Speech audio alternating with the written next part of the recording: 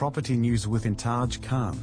Well, hi guys, my name is Intaj Khan. I am a CEO of Countryland Australia, and I'd like to explain it to you how the land development starting journey from land to the end. So it is a journey when the builder goes out, the land developer goes out, and he starts the planning permit, and all the planning goes, town planning process goes, the whole thing. So I want to explain to you how it all works in very simple language. You'll be enjoying it. So first of all, when you buy a block of land, for example, now I bought a block of land in Melbourne's western suburbs called Rockbank. So I bought a block of land of 30 acres. So I bought a 30 acres block of land.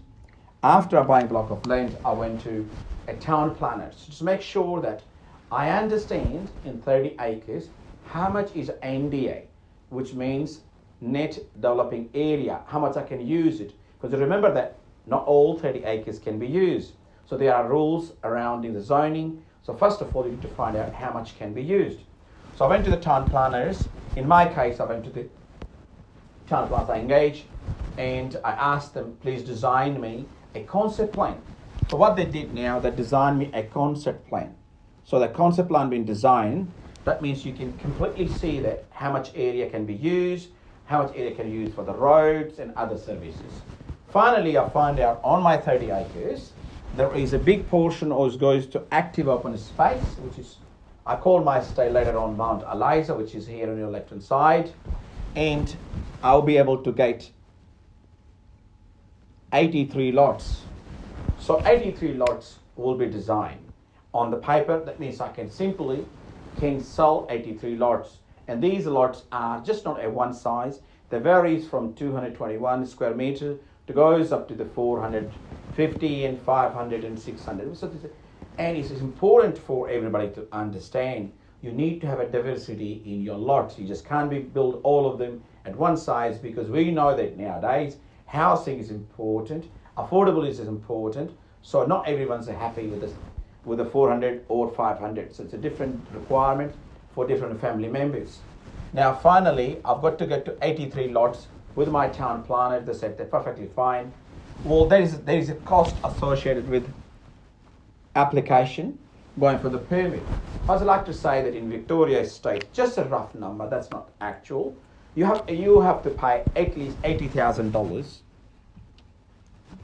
$80,000 for the planning permit. It could be more, but in my case, I end up paying $80,000. That includes the entire planning. That doesn't include that further planning. Includes the tilde permit. I'll end up paying $80,000.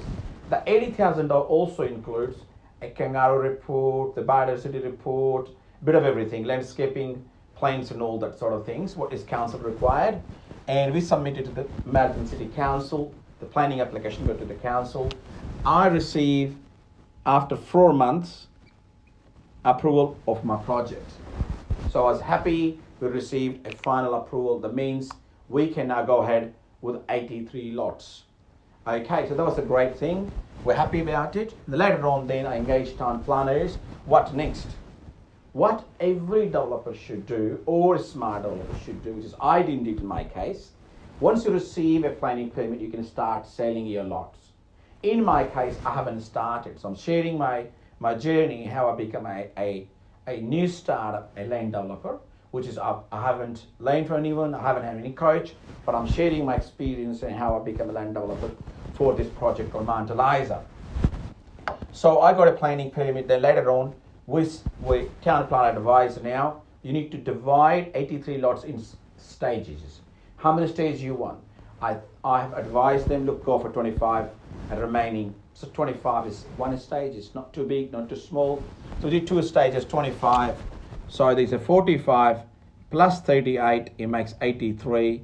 So we did now 2 stages. Okay, let's go for 45 in one stage and then 38 in second stage. So we divide it now. And then you will see that now on my right hand side now, it says stage 1 is stage 2.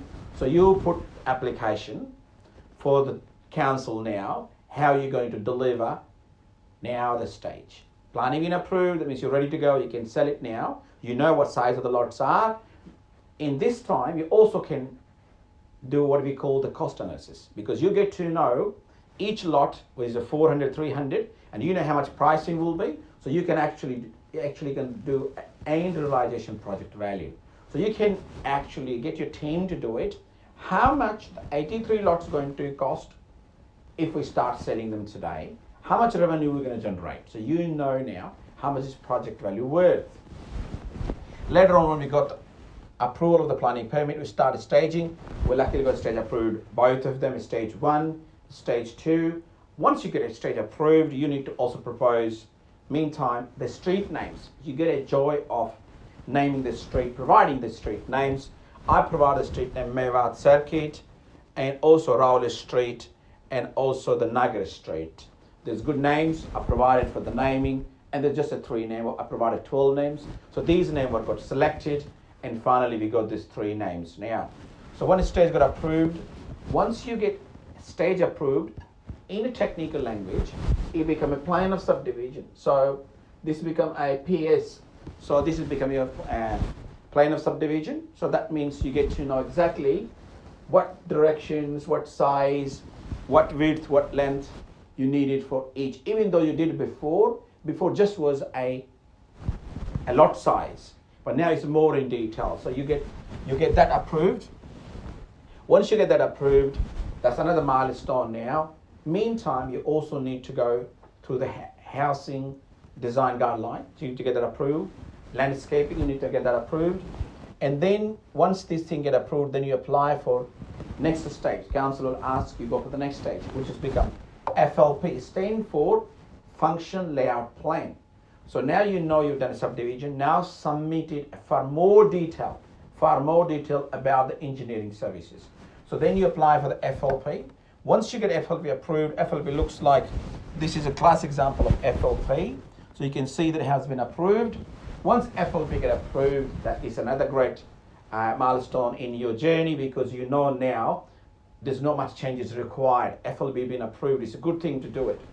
And now you will go and ask now to make a contract of sale. So you can start making contract of sale, so you know now everything has been locked up, and you can start selling it now because you can issue a contract.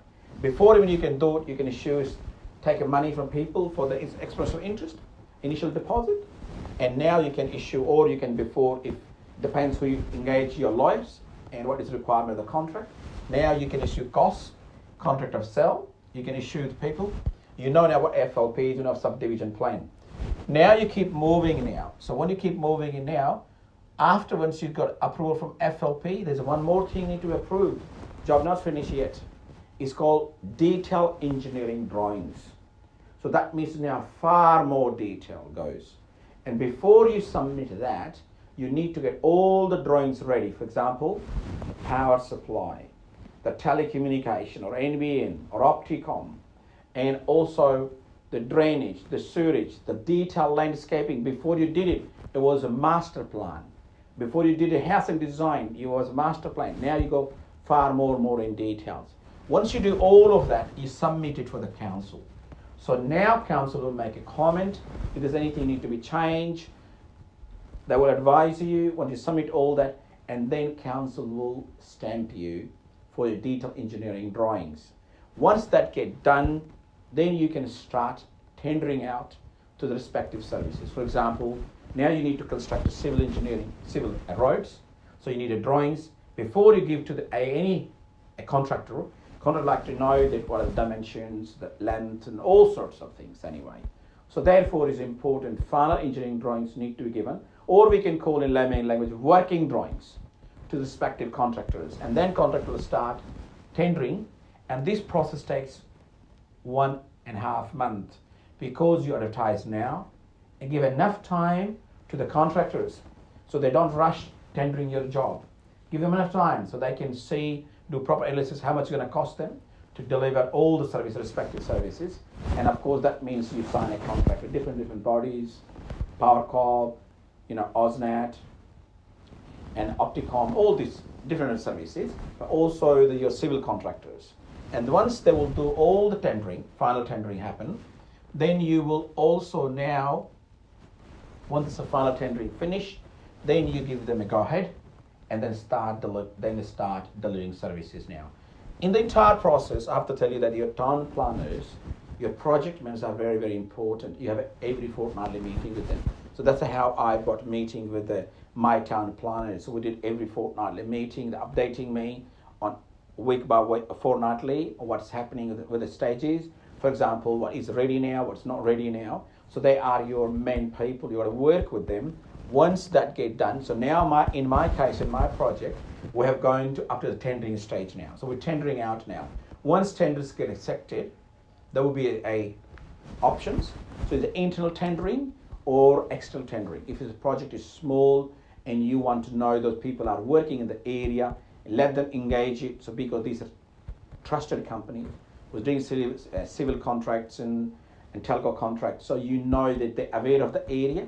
So I think you stick to the local people rather than trying to be hard interstate companies, or then they might, delay your project. So now you go with your local contractors. Once you go local contractors, once they finish that, then it will become a statement of compliance. Once the tenders get completed, contractors start the job, they finish the job, the last stage remain is called statement of compliance. Very, very important. What that means in layman language, the people from council will come and check up. They make sure everything have met the standard. They make sure you supply all the relevant certificates, submit to the council. Council will check it, their own process, and they will give you go ahead. Once that get completed, means we call a final stage. Then it is ready for titling. And then developers start ringing you for, hey, you pay 10% deposit, 90% remain now. Now there's about 4 weeks to go. You really need to come up with the funds. You're okay with your financing sort of side of it. Your brokers, have you got finance ready? And this is the date we now finish. Congratulations.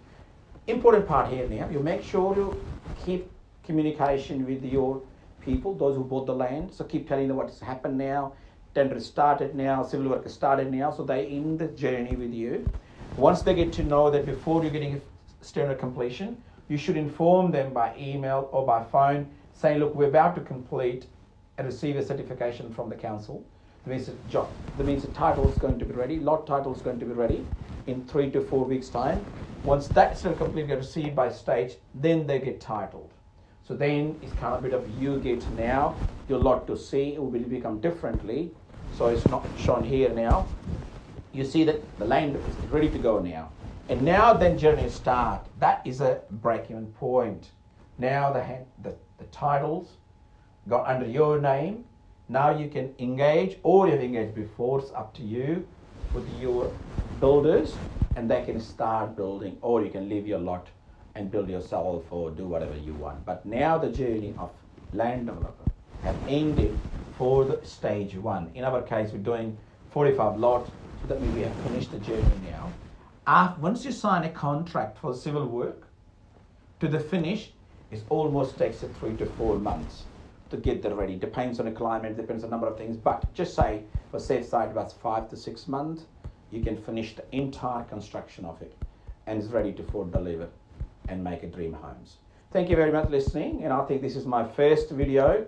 I like to share it more now as I go along. As you know that now we haven't started yet the digging of it or the civil construction, and I will in next video we'll talk about it, how my journey and experience has gone with this project.